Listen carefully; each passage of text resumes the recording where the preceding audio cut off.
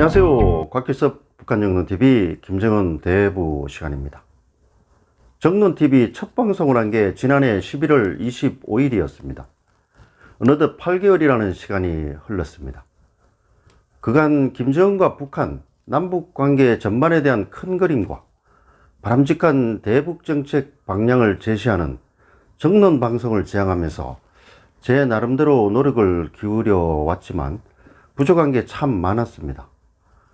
그렇지만 여러분들의 사랑과 관심 덕분에 여기까지 오게 되었습니다. 지금까지 김정은 대부 24편, 정론 16편, 팩트만 제시한 사실과 진실 5편을 비롯해서 총 46편을 제작 방송하였습니다.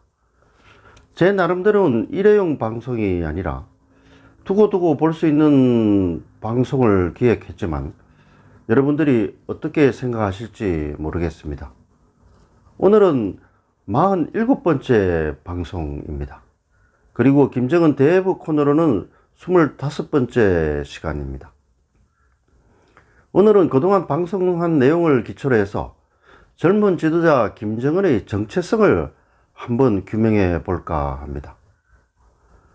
마키아벨리의 군주론 제7장, 타인의 군대나 행운에 의해서 획득한 새로운 통치권에 관하여 편은 아버지 알렉산드르 6세 교황의 도움으로 인해 왕위에는 올랐지만 아버지의 그 단명 그리고 자신의 병약으로 인해 꿈을 이루지 못한 차사르 보로자 군주의 교훈을 다루고 있습니다. 이 글에서 마키아벨리는 보로자를 실패는 했지만 새롭게 통치권을 장악한 군주의 전형으로 평가하면서 지도자의 덕목을 다음과 같이 강조하였습니다. 적으로부터 자신을 보호할 것, 동지를 규합할 것, 폭력을 쓰든 기만을 하든 승리할 것, 백성들이 자기를 사랑하면서도 두려워하게 만들 것, 군대가 자기를 따르고 두려워하도록 할 것, 자기를 해칠 수 있는 힘을 가졌거나 그럴 만한 이유를 가진 사람들을 숙청할 것, 구법과 구습을 새로운 것으로 바꿀 것, 가혹하고 인자할 것, 관대하고 개방적일 것, 불충한 군대를 제거하고 새롭게 바꿀 것, 왕이나 군주들이 자기에게 호의를 보이고 감히 해칠 수 없는 사람이라고 생각하도록 그들과 우호관계를 맺을 것 등입니다. 지금까지 우리가 살펴본 김정은의 권력 장악과 공고화 과정은 마키아벨리가 강조한 지도자가 갖춰야 할 덕목과 많이 유사합니다. 좀 더 구체적인 사례를 들어 설명해 보면, 첫째, 잠재적인 적으로부터 자신을 보호하고 동지를 규합하기 위해서 김정은은 개혁 개방을 통한 획기적인 체제의 변화 발전보다는 바둑의 아생년을 살다, 즉 자신의 정권 안정 공고화에 최우선을 두고 핵개발에 올인했습니다. 외부의 적을 만들어서 정권 공고화에 활용했다고 할 수 있겠죠. 둘째, 그 공포 통치와 친인민적 정치를 배합했습니다. 그래서 주변 인물들이 자신을 두려워하면서도 사랑할 수 없게 만들었습니다. 셋째, 특히 군부에 대해서는 공개 채용, 혁명화 교육, 롤러코스터식 인사 등을 통해서 자신을 아주 두렵게 만들었습니다. 넷째, 그 권력에 대한 도전을 원천적으로 봉쇄하기 위해서 장성택이라든지 후견인들을 조기에 전격적으로 숙청하였습니다. 그리고 자신의 그 오른팔로 악역을 자임하던 김원웅 국가안전보위부장 등 핵심 측근들도 토사구팽하는 것을 아주 서슴지 않았습니다. 다섯째, 당규약, 유일사상체계라든지 이런 법률을 수시로 개정해서 제도적 기반을 튼튼히 하였습니다. 자신의 그 권력 승계의 정당성은 물론이고 4대 5대로 영구히 그 백두혈통으로 승계되는 기반을 만들었죠. 그러면서 어떤 장마당을 확대한다든지 독립채선제를 실시한다든지 뭐 이런 그 방법을 통해서 민심을 관리하였습니다. 여섯 번째, 그 아버지 김정일의 트레이드 마크였던 성군 정치를 종식시키고 당위 체계로 복귀시킴으로써 아버지와 선을 그었습니다. 일곱 번째, 비대칭 전략무기인 핵미사일 개발에 올인한 후 대결과 협상을 끊임없이 반복하고 있습니다. 이처럼 김정은은 16세기 현실주의 정치론과 마키아벨리 주장을 아주 잘 실천한 지도자라고 할 수 있습니다. 잔인한 숙청, 4차례의 핵실험과 120여 차례의 미사일 발사 시험, 숙청되었던 박봉주 전 총리를 재기용하고 경제개혁을 일임했던 거, 장마당이나 핸드폰 시대를 허용한 거, 2015년 8월 DMZ 목함질의 도발 이후 준전시 상태를 선포하고 그야말로 최악의 국면까지 도달했던 거, 2016년 5월 36년 만에 7차 당대회 개최, 2018년부터 그 글로벌 리더로의 깜짝 등장, 지난 6월 개성 남북연락사무소 폭파, 그리고 이은 그 전격적인 추가 대남 도발 보류 지시, 미국과의 핵협상에서의 그 일관된 입장 견지, 뭐 이런 것들은 정말 집권 9년 동안의 그 대내 정책을 쭉 한번 되돌아보면 성공이나 실패, 옳고 뭐 그름 이런 여부를 떠나서 일종의 결단이다, 현재의 상황을 바꾸려고 하는 시도라고 할 수 있습니다. 따라서 김정은은 결단과 변화를 추구하는 지도자라고 보는 것이 저는 맞다고 봅니다. 이 같은 리더십은 그러면 어떻게 생겼을까요? 저는 방송에서도 이야기했지만은 아버지 김정일이나 임정일과는 뭐 인사나 대외 정책이 너무나 다릅니다. 김정일은 굉장히 신중하게 그 운영을 했는데 이것과 정말 너무나 대비됩니다. 이런 성향은 어디서 나왔을까? 저는 성장 환경이라고 봅니다. 그로부터 형성된 내적 심리 구조, 이게 영향을 미치고 있다고 저는 보고 있습니다. 김정은은 김정일의 세 번째 내연녀 고영희의 아들입니다. 숨겨진 서자였습니다. 그래서 대학에 들어가기 전까지는 공교육 한번 제대로 못 받았습니다. 당연히 또래 친구들과 놀지 못했죠. 할아버지의 사랑도 못 받았습니다. 그래서 김정일과 김일성과 같이 찍은 사진 한 장 지금 못 내놓고 있는 거 아닙니까? 전통적인 장사 우선 사회에서 살았습니다. 김정남, 김청철에 이어서 근데 세 번째였습니다. 그리고 사춘기에는 스위스로 보내졌습니다. 최고 지도자의 아들로 태어났기 때문에 물론 호의호식은 했습니다. 그렇지만은 그를 둘러싼 그 환경은 정말 녹록지 않았다고 저는 봅니다.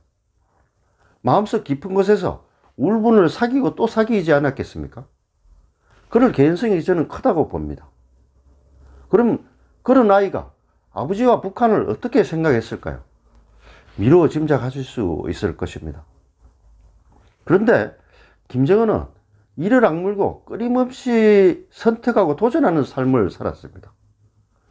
조건이 상대적으로 나았던 그 형들, 김정남, 김정철이 탈선의 길로 들어선 거하고는 너무 대비되지 않습니까? 3대 세습을 통해 이제 권력을 쥐었기 때문에 공개적으로 김정은이 아버지 김정일을 부정할 수는 없습니다. 아버지를 부정하는 것은 곧바로 자기를 부정하는 게 되기 때문이죠. 그러나 그의 속마음을 한번 들어가 보시죠. 저는 그의 속마음을 이렇게 표현합니다. 나는 아버지처럼 살지 않겠다. 나는 성공한 지도자가 되겠다.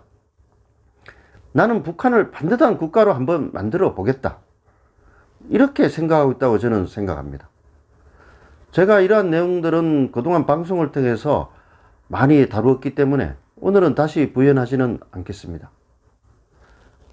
그러나 김정은은 누가 뭐래도 잔인한 독재자입니다. 지난 10년간 그가 보여준 광기 어린 행동, 정말 확실한 주홍글씨가 되었습니다.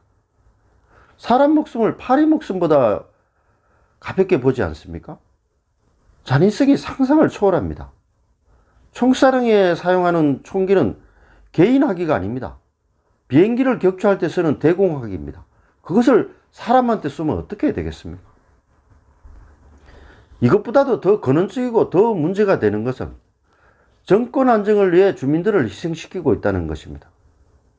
그가 말하는 인민사랑은 그야말로 레토릭에 불과하다고 저는 봅니다. 핵미사일 개발에 들어가는 그 천문학적인 금액을 조금이라도 식량구입으로 돌리면 지금과 같은 어려움들을 주민들이 겪겠습니까? 김정일은 주민보다 핵이 더 소중한 겁니다. 오히려 2,500만 주민을 볼모로 해서 미국과 판가리 싸움을 하고 있지 않습니까? 독재자의 전형이 아닐 수 없습니다. 우리가 국가 안보를 논의할 때 안보에 관한 0.001%의 실수도 허용되지 않는다. 그 한 번의 잘못으로 나라가 무너질 수 있다. 이렇게 이야기합니다. 김정은에 대한 판단도 똑같은 논리를 적용해야 한다고 저는 생각합니다. 그래서 저는 오늘 방송을 비롯해서 지난 8개월 동안 정확한 진단이 선행되어야 바른 처방을 할 수 있다. 이런 소신을 가지고 소망성 사고, 고정관념, 흑백 논리 이런 것들을 최대한 배제하려고 노력해 왔습니다. 이분법적 그 주장 한뜻 보면 아주 명쾌해 보입니다. 가슴도 시원하게 해줍니다. 요즘 여러 가지 진영 논리에서 있는데 자기 편 논리를 이야기해주면 얼마나 가슴이 시원하겠습니까? 그러나 세상은 그래 단순한 게 아닙니다. 특히 국가 간 전략 전술은 그야말로 복잡계 속에서 이루어지는 겁니다. 수많은 변수들이 작동하는 세계입니다. 그날 오늘 다르고 내일 다른 게 이런 국가 간의 전략 전술입니다. 한 가지만을 선을라고 주장하면서 다른 의견을 받아들이지 않는 거 참 문제입니다. 반대로 어떤 주장이나 전략 전술을 사기다 이렇게 매도하는 거, 이것도 정말 아이러니하게도 그런 사기라고 주장하면서 자기 지정을 묻고 또 그걸 통해서 또 다른 사기를 치고 있다. 저는 이렇게 봅니다. 제가 좀 너무 심하게 이해했지만 이해를 돕기 위해서 그런데 정말 또 다른 사기라고 할 수 있습니다. 경계해야 합니다. 우리는 현실을 직시하고 정말 냉철하게 대처를 해야 되는데 어떻게 그래 선동적인 대책도 없는 이야기 가지고 사람들을 끌고 나가는지 저는 좀 이해를 할 수 없습니다. 그동안 제 나름대로 객관적이고 균형적이다 이렇게 생각하고 나름대로 노력해왔지만 저도 많은 게 부족한 사람입니다. 그래서 틈틈이 제가 틀릴 수 있다는 것도 인정한다 이렇게 이야기를 하지 않습니까? 그렇지만 제 얘기는 한 번쯤은 생각해 볼 화두는 된다고 저는 생각하고 있습니다. 오늘 김정은의 정체성에 대해서 이야기를 하고 있는데 결론을 맺도록 하겠습니다. 결론적으로 김정은의 리더십은 김정일과 다르다. 결단 변화 추구형이다. 그리고 목적을 위해서는 수단을 가리지 않는 마키아벨리스트형이다. 저 이렇게 규정합니다. 권력의 길에 들어선 김정은은 확고한 권력 장악이 급습니다. 이제부터는 악마가 되는 것도 감수해야 한다. 주변에 휘둘려서는 안 된다. 노예한 인물들을 경계해야 한다. 그들은 북한이 이 지경에 이르게 된 데 책임을 져야 할 사람이다. 핵미사일은 선택이 아니라 필수이다. 체제 안전판을 넘어 주한미군 철수, 한반도 적화 통일의 핵심 수단이다. 선대 정책의 개성만이 최선이 아니다. 개성과 창조의 배합이 해답이다. 나는 아버지와는 다르다. 나의 꿈을 실현해보자. 이렇게 다짐하고 있을 가능성이 큽니다. 한 인간, 특히 운명적으로 타인을 의식하며 행동해야 하는 지도자의 행태를 정확히 규정하는 것은 말처럼 쉬운 일이 아닙니다. 보는 시각에 따라 천차만별일 수 있기 때문입니다. 그렇지만 김정은의 36년 세월을 제 나름대로 한번 짚어본 결과 저는 김정은을 콤플렉스를 극복한 야망을 잃은 승부사이고 독재자다, 이렇게 자신있게 규정합니다. 물론 제 추론이 맞지 않더라도 이렇게 가정하고 대비하는 것이 국가 안보를 빈틈없이 다루어 나가는 자세라고 생각합니다. 그럼 우리 정부는 이러한 김정은을 어떻게 상대해 나가야 하겠습니까? 저는 평소 북한을 너무 믿어서도 안 된다, 그리고 얕봐서도 안 된다, 특히 얕보다간 큰 코 다친다, 소망이나 고정관념을 배제하고 현실을 직시해야 한다, 이렇게 강조해 오고 있습니다. 특히 저는 4월 중순 김정은 신병 이상설이 나던 이후에 주요 계기시마다 이런 주장을 하고 있습니다. 김정은이 건강이 좋지 않은 건 사실이다, 누구도 아는 사실이다. 그렇지만 너무 과도하게 해석하거나 집착하지 말아야 한다. 병상에서도 통치할 수 있는 게 지도자다. 지금은 김정은이 연출하는 깜짝 대형 이벤트, 전략 도발을 경계해야 될 때라고 저는 강조해 오고 있습니다. 11월 미국 대통령 선거 이전에 핵미사일 개발에 마침표를 찍고 대선 이후를 대비하기 위한 최후의 승부수, 전략 도발의 타이밍과 방법을 지금 모색하고 있다고 생각해야 합니다. 북한이 올해 초 새로운 충격적인 전략무기 공개를 선언했지 않습니까? 그 이후에 김정은과 김여정의 발언, 당정군 정책회의, 군사행동, 정말 곳곳에서 관련 직원들이 나타나고 있습니다. 우리는 하인리 법칙을 무시해서는 안 됩니다. 그럼에도 불구하고 문재인 정부는 김정은의 선의를 여전히 기대하면서 남북 교류협력 강화를 통한 국면 돌파에만 더욱더 집착하고 있습니다. 아니, 올인하고 있다는 게 맞는 표현이겠죠. 저는 너무 안이한 판단이라고 생각합니다. 좀 걱정도 됩니다. 남북 교류협력 당연히 해야 하겠죠. 그렇지만 지금은 때가 아닙니다. 김정은이 더 큰 수를 두고 있기 때문입니다. 미국과 중국은 당연합니다. 항상 큰 수를 보고 변수를 작동할 수 있는 그런 강대국이니까요. 근데 우리는 번지수가 틀려도 너무 틀렸다고 저는 생각이 됩니다.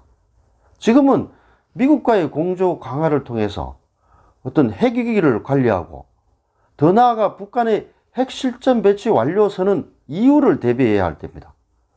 김정은은 그거를 보고 있는데 우리는 발밑을 지금 보고 있으니 저는 좀 답답합니다. 이러한 점을 또 강조하면서 오늘 방송을 마치도록 하겠습니다. 다음 시간에는 우리의 바람직한 대북정책 방향을 주제로 해서 오늘 제가 이야기 드린 내용을 좀 더 구체적으로 이야기를 한번 해볼까 합니다. 끝까지 경청해 주셔서 대단히 감사합니다. 오늘 방송은 이것으로 마치도록 하겠습니다.